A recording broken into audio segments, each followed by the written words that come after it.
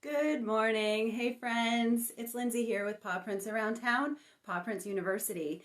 We are here for our weekly update on what's going on with your dogs, your cats, all of your animal companions, how we can help reduce fear, anxiety, and stress in everything they do with you outside and inside your home. So, as you all know, if you don't, turn on the TV or turn off the TV, it doesn't matter. But today is election day here in the U.S., so if you haven't voted, please get out and vote.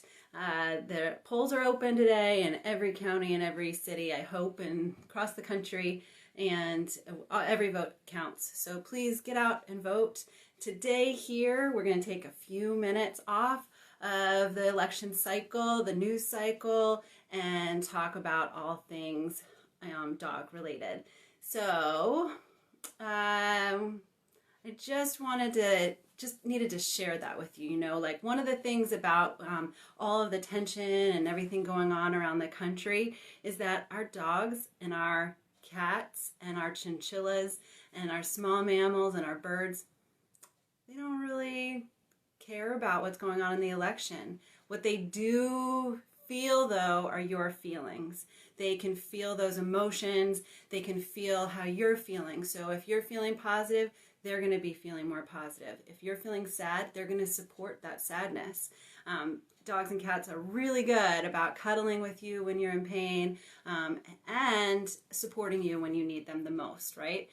What we do need to remember, though, is if our stress endangers them, you know, like if we take it out on them, that's where the fear-free movement can come in handy. So the tools that I'm teaching you today and every day can help support you through those feelings, because it's okay to have these feelings, right? It's just that we don't want to pass them on to our poor animals who have no idea what's going on in the world. They will love us unconditionally, so let's love them back the best we can. All right, I'm off my soapbox. Let's get started.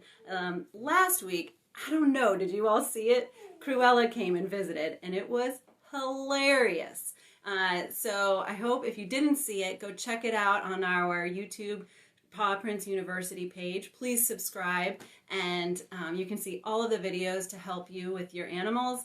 And she had some funny little tips for you. And one in particular that stood out for me at the end, she was talking about jumping on the on her, when the dogs jumping on her when she came into the house. So I wanted to let you know that I ran a poll yesterday to see if we wanted to talk more about jumping or we want to talk about more about barking. And what's pretty funny right now is that on the other side of the door is my poor dog Jilly, who's barking. So I'm going to just step out for a second and let her join our Facebook Live right now. Hold on. Do you need to participate? You can come on in. Come on in. Okay. So she needed to be a part of this too. I'm not going to pick her up because even though she's a little dog, she doesn't necessarily need to be picked up. She just wanted to be a part of the video. So you can see her on other videos and pictures on our website and on our YouTube page. So anyway, so we have two different things that we were polling. One was about barking and one was about jumping. And right now my dog is exhibiting both, which is pretty cute. So is it cute? It's only cute because she's little. I think because of that, let's see, she's jumping, she's barking. What do you think we should focus on first today?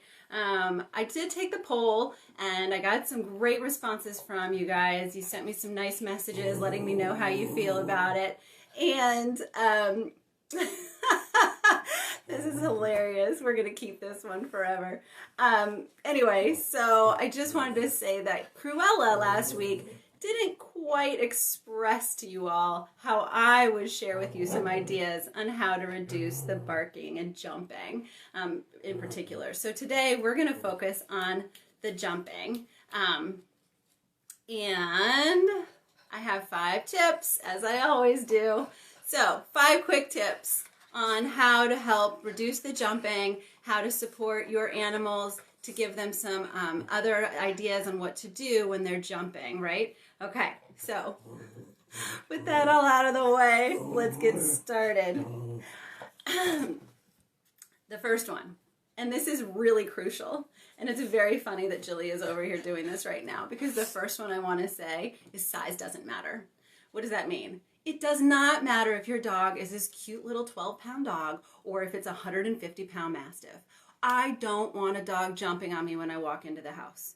And even if you like it, your guests don't like it, your children don't like it, your spouse doesn't like it. So when you first bring home a dog or a puppy, what we want to do is work through that and eliminate that behavior as much as possible. If you want to add it back in later, that's fine. The first thing we want to do, though, is recognize that size doesn't matter. We want to train all dogs, no matter how big or small they are, to not jump on us when we approach them, whether it's on the street or in your home. So that's the first thing. Size doesn't matter.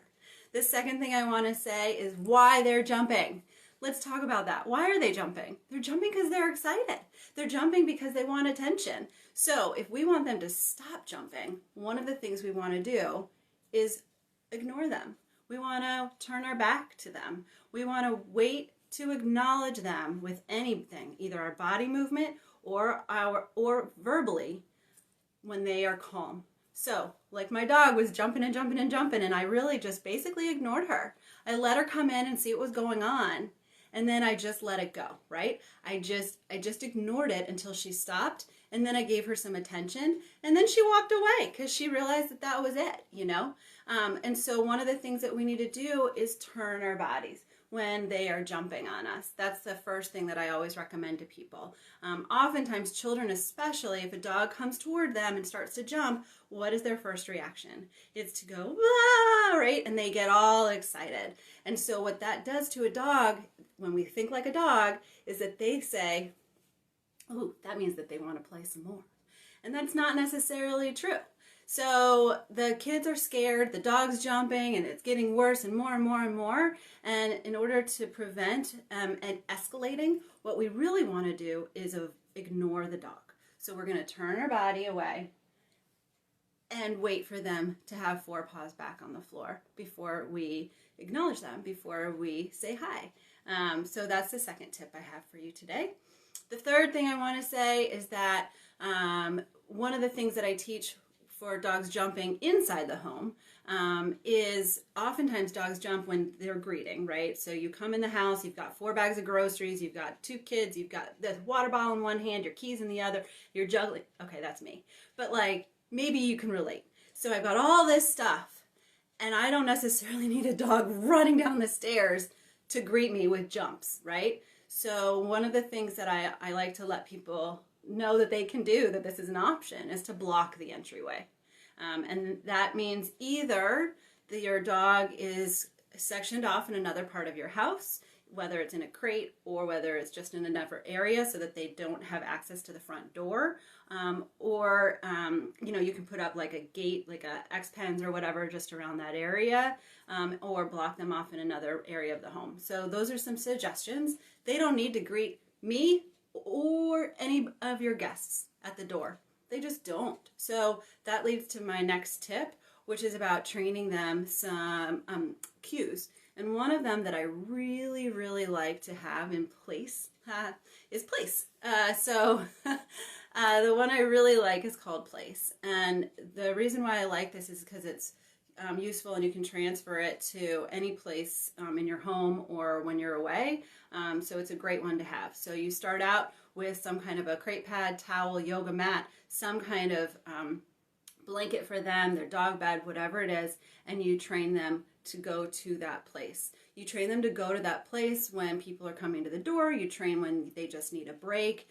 There's different ways to do it. So this is another thing that you can do that will help prevent them from jumping on you when you come in the door. Then the last thing, and this goes along with place, is teaching them an alternate incompatible behavior. I will say that again because I said it quickly. An alternate incompatible behavior. And what does that mean? I've shared about this before in previous videos, and I want to talk a little bit more about it here. So basically what that means is we're going to teach them something that's totally different than jumping. And what that does is we are going to reward them for doing this alternate behavior. We are going to ignore the behavior we don't like, which is the jumping, and we are going to reward them for a behavior they do well, that we want them to do.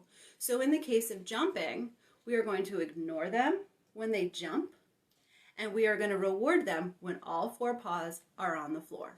So right now, my dog has all 4 paws on the floor. She is not barking, and she's looking at me like, hey, what's up? So I'm going, actually, now she's laying down right next to me. So she's learned that she can be with me. I'm happy to have her with me. When she's jumping and barking, I'm going to ignore that behavior.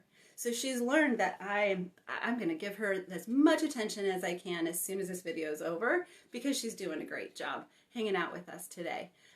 So those are the 5 things I want to say. The last thing before I get off this video is that I want to tell you that all of the things that I teach for you are available on Paw Prints University's YouTube page. You can reach out to us through our website, pawprintsaroundtown.com, or our YouTube page, or right here on Facebook, Instagram. And I want to also say that consistency is key in training your animals. So I want to just emphasize that as much as possible, that we need to stay consistent, positive, and rewarding in everything we do. And that will help reduce our fear, anxiety, and stress in our animal companions, and also throughout our whole lives. So that would be great for you guys to practice. Today, take a break from the news cycle. Come check us out. Come learn some more tips on how to take care of your animals, take care of yourself, figure out how to give yourself the love and support that you need right here at pawprintsaroundtown.com. All right, I love you all so much. Have a great day right here in Silver Spring. It's a beautiful sunny day, so I hope you're all able to get outside and enjoy a hike with your dog, or some snuggles with your cats, or just read a nice book that has nothing to do with what's going on in the world. All right, I love you. Have a great day. Bye.